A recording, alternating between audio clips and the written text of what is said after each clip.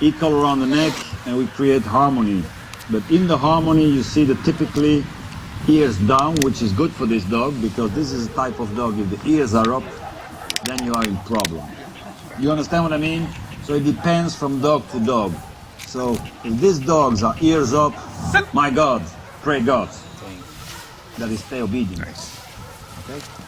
So nice healing. It's better, it looks very modern. Okay?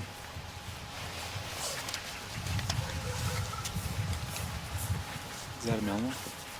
A touch. So, can you do that again, sir?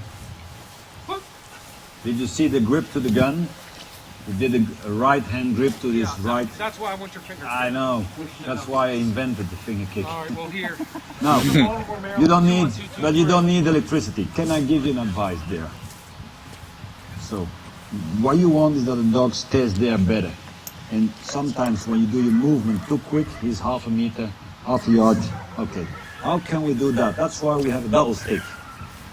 So, with one stick you control the left flank, yes sir.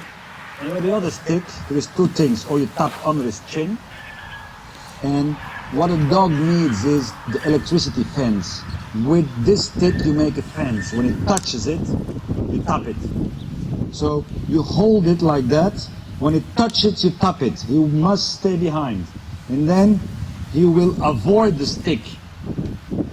That's very important. It's like cattle that is behind the electronic fence. They stay away from the thing, they don't touch it. Head over or head under, but they don't touch it. So do you have a stick in your other hand? Can you try? Yeah. And then, very important is, so you hold it like that in the beginning, and the moment it touches, you tap. Touch, tap. Touch, tap. With E-collar. How about this? I want to give you mine. It's harder. That's hard for me. Or I give you my finger kick. Then you can tap yourself. Because I know that there is a level of dog training where you must do it your own. Touch, tap. Touch, tap. Touch, tap. Yes. Yes. Touch, tap. After I say, hey, touching creates the tap. Staying behind. And when he's staying behind the stick, that's the moment that you say, okay, release, bolt. Okay? And after a while you can back up, back up, back up. That's how we do the modern world. Your stick becomes an electricity stick. In the old days, when the dog was a little bit too far, we tapped there. Not there, not there, not the chest. There, the lower leg. It's like horses, you tap, boom. It's avoidance training, so when he was going too far, back. And that's what I did. With certain types of dog, it creates a little bit too much submission. With other types of dog, it creates aggression. Depends, yeah, hey. It depends, dog. So, you must be careful there, okay? Now, if the tap there works fine, then it's very easy. Later, you must learn the dog. Slowly, I take it away, the fence away. When you see it's coming, tap him again. Later, you just tap him electronically, and he knows why. That's what you must understand is electricity is a stimulation. Electricity never gives direction, never. Just a stim. And that's why pairing signals creates an invisible boundary. That's very important because your dog is too good when you turn around to be there. You must stay concentrated. There's a little bit too much motivation. Okay? Now you have the double stick. You have an auditory there.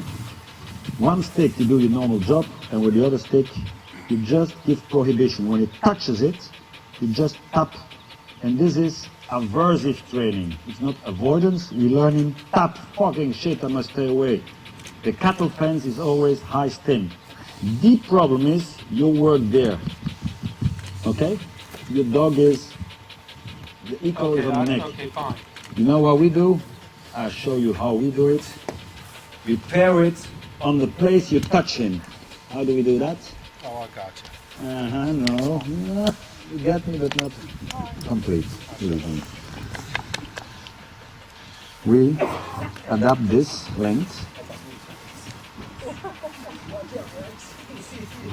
Listen, sir, we put this like that. This is when you are the dog, this will come there. This go under one leg, over one neck, so that when you touch him there, it hits the pair. Okay, but I will switch it. Yes, sir. I will switch it on first. Use the beeper so everybody here. It's not so bad because we want him to avoid the stick tap. Sir, now you have. What the nice thing is you can perfectly pair the tapping. You will hear the beeper toot at the same time. So if you push long enough, you will toot and then you release. Okay? This is in your right hand. Because you do the pairing yourself, put it in your pocket, antenna up. And this, you put it on the finger. Okay? Good. So now the tech. It's like back transport in FCI.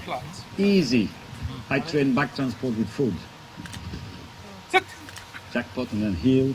You must stay and then release. No problem. He will try to go. No problem. So he's perfect. Good. Turn again. Perfect. But in your turn, sir, when you turn, can I have the stick? When you turn, you do like that. When you turn, you must. You show him. You must, because in the turn he stay half a yard too far. So you close the gate, he must, okay? And when it touches, you tap. Tap, good, you will hear. And you see the reaction of the dog. If he's not reactive enough, we go immediately higher.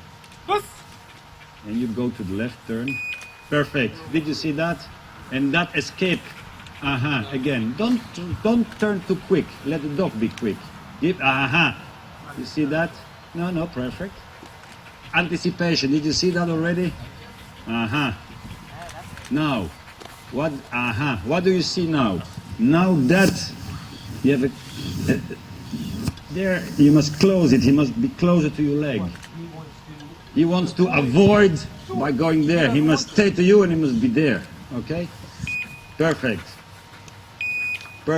That's why the stick. Did you see that? What did I tell you?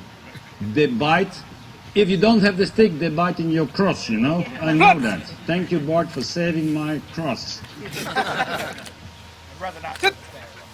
That's the visual of the problem. Perfect. Good. Go. There it is.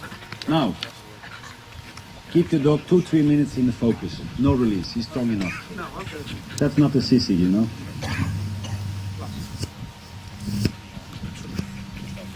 Sit. When he's too far, you must go backwards. Perfect. Yes, I know that. I know. A dog bites, a cat scratches, and a horse kicks.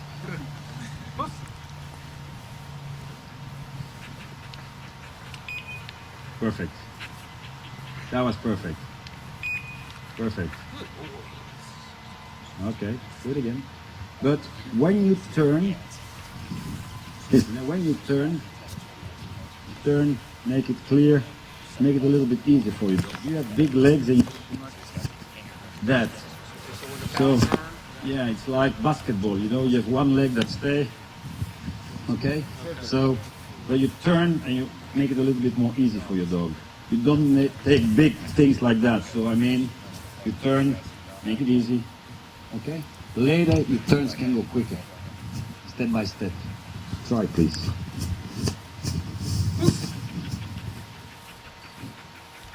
And slowly turn.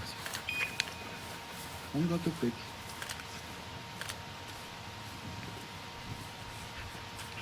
Okay. And it works.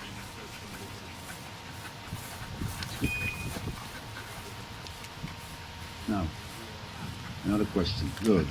Now you do this. Pose, and you turn 45 degrees. Calm down. Pose, 45 degrees. When that's okay, the next time you do 90 degrees. Boom. Okay? Yes, yes, back to basics, of course. Pause. Perfect. Not too quick. Take your time. No, not too quick. Not too quick. Not too quick. Pause. Uh-huh. Not too quick. Pause. Uh-huh. Pause. Okay. Good. Now you walk normally. What you see, he's already hanging. I know that. But don't be afraid, that comes good. He'll come back on his own. Okay? Good. It's enough. And now you give the ball. When he